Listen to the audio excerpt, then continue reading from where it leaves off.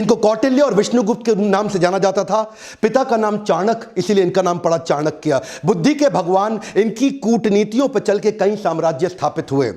आज कई बड़ी मिनिस्ट्रीज है हमारे देश में, education minister, home minister, finance minister, defence minister, foreign minister, ये सारी सबसे इंपॉर्टेंट मिनिस्ट्री हैं। और ये ऐसे व्यक्ति थे जो सारी मिनिस्ट्रीज अकेले देखने में सबसे ज्यादा सक्षम, और इनसे ऊपर प्राइम मिनिस्टर, ये खुद आगे चल के चंद्रगुप्त मौर्य के प्राइम मिनिस्टर हुए। नालंदा के विश्वविद्यालय में ये एक प्रोफेसर थे, एक शिक्षक थे।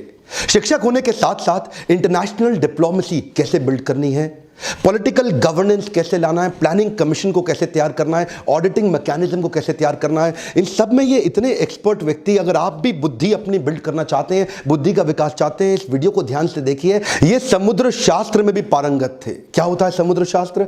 एक इंसान से बात करते वक्त उसके चेहरे को देख के बता देंगे कि व्यक्ति सोच क्या रहा है।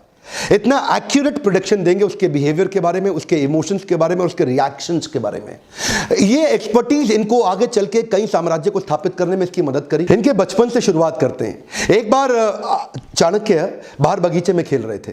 पीछे से इनके घर में एक एस्ट्रोलॉजर ज्योतिषी आया, जो उनकी मां से जब मिला तो उन्होंने चाणक्य की पत्री देख के बोला कि ये तो आगे चल के इसके जीवन में राजयोग लिखा है, ये आगे चल के देश का बड़ा प्रधानमंत्री भी बन सकता है। मां सोचने लगी अगर ये प्रधानमंत्री बन गया तो ये तो मुझको भूल जाएगा। तो उन्होंने कहा क्या ये बात सच है? बोला इसकी पुष्टि करनी हो तो चाणक्य के दांत को देखना, सामने वाले दांत पे उसके नागराज का चिन्ह होगा। और वो पुष्टि करने के लिए जब मां ने बुलाया तो देखा कि चाणक्य के दांत पे वो चिन्ह था। तो मां रोने लगी, बोली तू आगे चल के राजयोग के चलते प्रधानमंत्री बनेगा, मुझको भूल जाएगा। इतना सुनते ही चाणक्य ने पत्थर उठाया और अपना दांत तोड़ दिया और क्या बोला, मां तेरे प्रेम के चलते मैं ऐसे हजारों राजपाट तुरंत खत्म कर दूंगा। इससे पता चलता है चाणक्य को कभी सत्ता का लोभ नहीं था। आगे चल के देशभक्त चाणक्य तक्षशिला के प्रधानाचार्य बने, प्रधानाध्यापक बने। उन्हीं दिनों सिकंदर पूरी दुनिया को जीतते हुए भारत की तरफ बढ़ रहा था। सोने की चिड़िया भारत को लूटने के लिए वो आक्रमण पे आक्रमण कर रहा था, पोरस को हरा चुका था। और चाणक्य के मन में उन दिनों एक ही सपना था, क्यों ना अखंड भारत का निर्माण किया जाए, एक शक्तिशाली राजा को खड़ा किया जाए। ये अलग अलग राजाओं से इन्होंने मिलना शुरू किया। उस समय मगध जो सबसे बड़ा साम्राज्य था नंदा डायनेस्टी का, आज के समय में जो उड़ीसा है, बिहार है, उत्तर प्रदेश जो आज का समय है, वो सारा सब उस समय मगध कहलाया जाता था। और नंदा डायनेस्टी का सबसे बड़ा राजा धनानंद, ये उसके पास गए और उसको इन्फ्लुएंस करने का प्रयास किया कि क्यों ना सिकंदर के खिलाफ हम तैयारी करें। और तब इन्होंने कहा, अच्छा उस समय धनानंद बिजी था, किन चीज़ों में बिजी था? वो प्रजा से कर वसूलता था, टैक्स लेता था और उसको अपने जुए सट्टे लॉटरी में, परस्त्री गमन में, अपने भोग विलास के अंदर खर्च कर देता था। इन्होंने इसको समझाया कि राजा का कर्तव्य है कि समाज से पैसा ले, जो आप टैक्स लेते हैं उसको समाज सेवा में लगा दें। और धनानंद को गुस्सा आया, बोला ए पंडित तुम अपनी पंडिताई करो, मुझको राजपाट ना सिखाओ, सिकंदर यहां तक नहीं पहुंच पाएगा। जब चाणक्य ने इनको दोबारा समझाने का प्रयास किया, इन्होंने धक्का मार के उसको गिरा दिया नीचे। और जब चाणक्य नीचे गिरे तो उनकी शिखा खुल गई और बोले तेरी यही शिखा काट देंगे। उस बात पे चाणक्य को बहुत बुरा लगा। उस दिन उन्होंने एक संकल्प ले लिया कि मैं ये शिखा तब तक नहीं बांधूंगा। This is called converting anger into resolution. उन्होंने अपने क्रोध को संकल्प में परिवर्तित किया। बोला उस दिन तक शिखा नहीं बांधूंगा जब तक तेरे साम्राज्य को उखाड़ के एक अखंड भारत का राजा ना लाकर खड़ा कर दूं। बहरहाल अब चाणक्य को लगने लगा कि अब समय आ गया कि मुझे ही किसी को कल्टीवेट और बिल्ड करना पड़ेगा। चाणक्य की डिटर्मिनेशन आपको इस बात से समझ में आएगी कि उन्होंने एक यंग लड़के के प्रति अपना जीवन समर्पित कर दिया जिसका नाम था चंदू। इसका नाम आगे चल के पड़ा चंद्रगुप्त। इसको उन्होंने ट्रेनिंग दी, बहुत सारे संस्कार और सारे प्रकार के शास्त्र उसको सिखाए। इमेजिन करिए ये 17-18 साल के लड़के, चंद्रगुप्त की मदद से इन्होंने सोचा कि मैं सिकंदर के साम्राज्य को उखाड़ दूंगा। चंद्रगुप्त को खुद को भी विश्वास नहीं था, लेकिन उनको निष्ठा थी, उनकी शरणागति थी चाणक्य पंडित के प्रति। चाणक्य उनको एडवाइस करते चले गए, गाइड करते चले गए। चंद्रगुप्त उनकी सारी बातों को मानते चले गए। ये कहते थे कि शत्रु की दुर्बलता जानने तक उसे अपना मित्र बनाए रखो। चंद्रगुप्त हैरान, बोले सिकंदर को मित्र कैसे बनाएंगे? चाणक्य ने तभी चंद्रगुप्त को समझाया कि तुम इनकी सेना में शामिल हो जाओ। किसी प्रकार से इन्होंने छोटे से बालक को उनकी सेना में घुसाया और उनका एक फेथफुल सिपाही बना दिया, जिससे अंदर की सारी जानकारियां अब चाणक्य के पास आने लगी।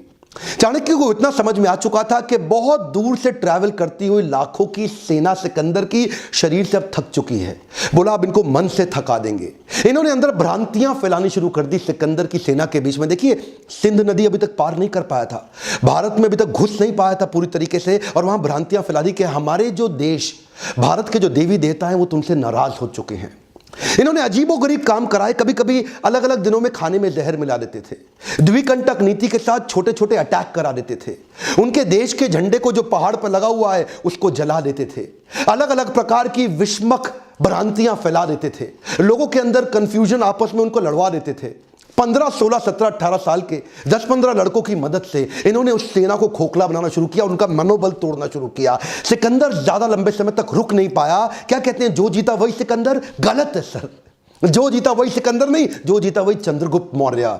ये किसी को नहीं पता, सिकंदर भारत में कभी घुस ही नहीं पाया। चंद्रगुप्त मौर्य केवल गाइडेंस लेते रहे आचार्य से, और आचार्य चाणक्य पंडित की गाइडेंस में पूरी सेना को उखाड़ के बाहर कर दिया। इससे क्या हुआ, अब इनमें कॉन्फिडेंस बहुत आ गया। 5000 हाथी घोड़ों की एक सेना बना के सोचे कि मगध की राजधानी पाटलिपुत्र पर जाकर के एक हमला कर देते हैं और धनानंद को भी उखाड़ देंगे। अब ये ओवर कॉन्फिडेंस इनके लिए नुकसानदायक रहा। ये पहुंच तो गए 5000 की हाथी घोड़ों छोटी सी सेना लेके, लेकिन आधे दिन के अंदर दोपहर होते होते ही मगध की सेना ने इनको उखाड़ के बर्बाद कर दिया, खत्म कर दिया। किसी प्रकार से चंद्रगुप्त चाणक्य ने अपनी जान बचाई, भाग करके एक झोपड़ी के पीछे जाके छिप गए। अंदर मां कुछ खाना बना रही थी बच्चे को लेके, और बच्चा वो जो गरम गरम खिचड़ी थी खौलती हुई, उसमें हाथ डाल के जैसे ही खाना खाने लगा उसका हाथ जल गया। और तभी मां चिल्लाई, अरे पागल हो गया है तू, तो चाणक्य की तरह मूर्ख है, खिचड़ी के अंदर गरम गरम हाथ डालेगा तो जल ही जाएगा।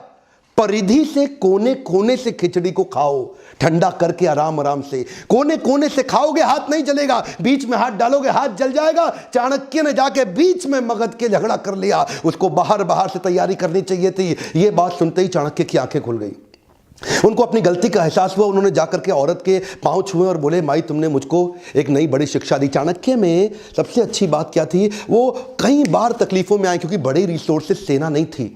धनानंद उस समय सबसे बड़ा साम्राज्य था उनका, नंदा डायनेस्टी का, लेकिन इन्होंने जाकर के 7 स्ट्रैटेजीज बनाई। पहली जो उन्होंने मां से वही सीखी कि परिधि पे हमला करो। परिधि मतलब बाहर का सर्कमफ्रेंस, जो बाहरी घेरा होता है। तो धनानंद के बाहरी घेरे में जिन जिन राज्यों पे उसकी कमजोर पकड़ थी, जहां जहां उसकी वहीं से इन्होंने हमले करने शुरू किए, छोटे छोटे हमले करने शुरू किए, जिसके लिए इन्होंने दूसरी स्ट्रैटेजी अपनाई, विष कन्याओं की टीम तैयार करी। ये विष कन्याओं की सेना क्या होती है, बड़ी सुंदर सुंदर खूबसूरत लड़कियों की एक सेना तैयार करी, जिनको थोड़ी थोड़ी मात्रा में विष दे दे के उनको विष कन्या के रूप में तैयार कर दिया। ये पहली बार हुआ, इससे पहले कभी नहीं हुआ। दुनिया भर में बहुत सारे काम चाणक्य ने पहली बार किए, और ये विष कन्याओं की सेना वहां के परिधि के राजाओं को चूम कर अपने चुंबन से उनको विष देके समाप्त कर देती थी। इतना ही नहीं, इसके बाद इन्होंने तीसरी स्ट्रैटेजी क्या अपनाई, जासूसों की सेना बनाई। इतने जासूसों को ट्रेनिंग दी कि जासूसों को कैसे बढ़िया जासूसी करके सारी खबर अंदर की लाके देनी है। अब चाणक्य को समझ में आ गया, स्ट्रैटेजिकली चलेंगे। ये क्या कहते थे, शत्रु के साथ लेकर के कभी गुस्से से शत्रु के बारे में मत सोचो। अगर गुस्सा आ जाएगा शत्रु के खिलाफ तो आपकी एनालिटिकल एबिलिटी खत्म हो जाएगी। तो चाणक्य जो आंकलन करते थे ना, एनालिसिस, वो ऐसा इतना जासूसों से इतनी इंफॉर्मेशन लाते थे, और कभी कभी जासूसों की भी जासूसी करा देते थे। चाणक्य इतने एक्सपर्ट थे कि पैरेलली चौथी स्ट्रैटेजी बना रहे थे, building a high performance team. ये इन्होंने कैसी करी, इन्होंने वात्सायन मुनि का एक वेश धारण कर लिया, और ये जानते थे कि अगर बड़ी सेना बनानी है तो उनके मन, बुद्धि और आत्मा को जीतना पड़ेगा। एक पॉपुलर अपने आप को वात्सायन मुनि के भेष में जाकर के लोगों को जगह जगह कथा प्रवचन करते थे, और उनको धीरे धीरे इंस्पायर करते थे कि तुम चंद्रगुप्त की सेना को ज्वाइन कर लो। ये जानते थे कि प्रेम से बात करूंगा और आध्यात्मिक बात करूंगा, लोग प्रभावित हो जाएंगे, प्रभुभावित हो जाएंगे, और मेरी स्टोरी और मेरी कहानी पे विश्वास करेंगे और चंद्रगुप्त की सेना को ज्वाइन करते चले जाएंगे। उनकी आत्मा, मन, बुद्धि को जीतने के बाद अपनी वाणी की शक्ति से उनको प्रभावित करके एक एक करके धीरे धीरे 8 लाख लोगों की सेना तैयार कर दी। यह सेना ऑलरेडी 4 गुना बड़ी हो चुकी थी अब धनानंद से। इनके पास हाथी घोड़ों की बड़ी सेना और घुड़सवार रथों की बड़ी सेना, पैदल सिपाहियों की सेना, इतनी बड़ी सेना धीरे धीरे ये देखिए इस सारी स्ट्रैटेजीज पैरेलल करते चले गए। हमारे देश में आज आरक्षण का बड़ा चक्कर चल रहा है ना, वहां पे आरक्षण के चक्कर के सख्त खिलाफ थे। ये कहते थे केवल योग्य व्यक्ति को आगे बढ़ाऊंगा, your country is only as powerful as your lieutenants. तो अपने लेफ्टिनेंट को चूज करते थे, जो आदमी योग्य है उसी को आगे बढ़ाते थे। उनके ट्रेनिंग कैंप्स पे क्या कहते थे कि राजा को अपने आसपास के लोग बुद्धिमान और योग्य रखने चाहिए, चापलूस लोग नहीं चाहिए जो केवल आपकी तारीफ करते रहे। चाणक्य श्लोक बोलते थे, दुर्जनेषु च सर्पेषु वरम सर्पो न दुर्जना, सर्पोदंशति कालेन दुर्जनस्तु पदे पदे। चाणक्य कहते थे दुर्जन मतलब दुष्ट व्यक्ति और सर्पेशु मतलब सांप, इन दोनों में से सांप अच्छा है। वरम सर्पो न दुर्जना, दुर्जन को छोड़ दो, सांप के साथ रह लो। सर्पोदंशति कालेन दुर्जनस्तु पदे पदे, सांप तो एक ही बार काटेगा, एक ही बार डसेगा, लेकिन दुर्जनस्तु पदे पदे, दुर्जन व्यक्ति हर कदम पे आपको डसेगा, हर बार डसेगा। इसीलिए क्या कहते थे कि मैं टीम ऐसी तैयार करूंगा जो केपेबल लोगों की हो और दुर्जन ना हो। तो ये एक हाई परफॉर्मेंस टीम तैयार करते गए और साथ साथ ये छापामार युद्ध के छोटे छोटे प्रयास करते गए। ये इनकी अगली स्ट्रैटेजी समझिएगा। एक तो देखिए होता है कि टेस्ट एंड लॉन्च और एक होता है launch and test. Test and launch क्या होता है? पहले छोटे छोटे टेस्ट करो, पायलट एक्सपेरिमेंटेशन करो, छोटा टेस्ट करो और उसके बाद उसको वैलिडेट करो। और दूसरा क्या है, पहले लॉन्च कर दो और बाद में देखना टेस्ट करके रिजल्ट आया कि नहीं आया। जो पिछली गलती करी थी 5000 घोड़े सैनिक के साथ, वो क्या था, पहले लॉन्च कर दिया, बाद में टेस्ट से पता चला कि ये फेल हो गए। अब क्या करते थे, अब कहते थे अभ्यास करेंगे।